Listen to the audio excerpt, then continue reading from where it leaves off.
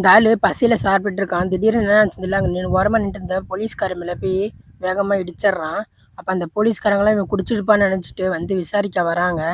அப்ப இவன் சொல்றான், நீங்க நோ பார்க்கிங்ல வண்டியை நிப்பாட்டிருக்கீங்க, அதனால தான் உங்க கார் மேல இடிச்சேன் அப்படின்ட்டு அவன்கிட்ட உள்ள போலியான போலீஸ் ஐடியை காமிக்கிறான்.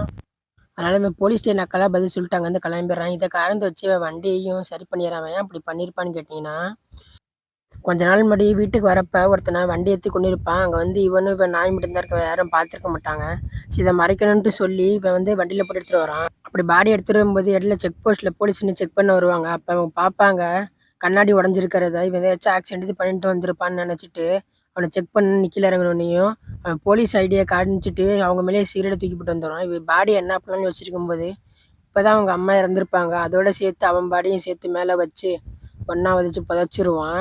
மறக்காமல் சப்ஸ்கிரைப் பண்ணிட்டு லைக் பண்ணிட்டு போங்க. இவன் போலீஸில் மாட்டான்.